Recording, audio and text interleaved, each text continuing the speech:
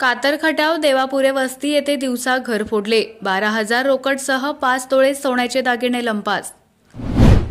कातरखटाव येथे एनकुळ रोडवर राहत असलेल्या रमेश मारुती बागल यांच्या राहत्या घरी आज भरदिवसा अज्ञात चोरट्यांनी बंद घराच्या दाराची कडी काढून 12,000 रोख रकमेसह 5 तोळे सोन्याचे दागिने लंपास केले। अगदी दिवसाढवळ्या सिनेमा स्टाईलने घडलेल्या या चोरीच्या घटनेने परिसरात चांगली चर्चा व भीतीचे वातावरण पसरले आहे। याबाबत मिळालेल्या माहितीनुसार कातरखटाव येथे रमेश बागल यांचे एनकुळ रोड लगत राहते घर आहे। नजीकच असलेल्या देवापुरे वस्ती येथील युवराज बागल यांच्या मुलाचा वाढदिवस दहिवडी रोड येथील कात्रेश्वर मंगल कार्यालय येथे होता।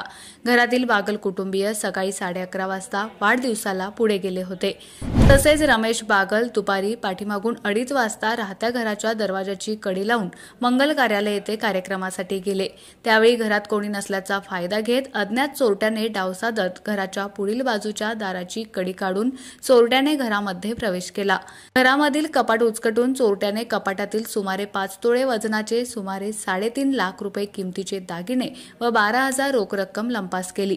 दुपारी 3 वाजण्याच्या सुमारास बागल कुटुंबीय वाढदिवसाचा कार्यक्रम उरकून घरी परतले असता दरवाजा उघडा दिसल्यानं घराच्या दाराची कडी काढून कोणीतरी आत गेल्याचं, फर्निचरचे व लोखंडी कपाट उघडे दिसल्यानं चोरी झाल्याचं निदर्शनास आलं। चोरीची माहिती मिळताच पोलिसांनी घटनास्थळी येऊन पाहणी व पंचनामा केला। काळ्या रंगाचा टी-शर्ट परिधान करून काळ्या रंगाची दुचाकी घेऊन घराजवळ एक अज्ञात व्यक्ती आल्याचं घरासमोरील बंगल्याच्या सीसीटीव्हीमध्ये कैद झालं आहे। तसेच एक दुचाकीस्वार काळ्या रंगाचे कपडे प्रदान करून काळी दुचाकी घेऊन घराच्या परिसरात घुटमळत असल्याचं नागरिकांनी पाहिल्याचं सांगितलं।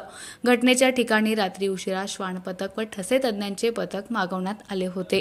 या गुन्ह्याची नोंद वडूज पोलीस स्टेशनला झाली असून पुढील तपास पोलीस निरीक्षक घनश्याम सोनवणे यांच्या मार्गदर्शनाखाली सुरू आहे। आपला आवाज न्यूजसाठी संदीप जठार।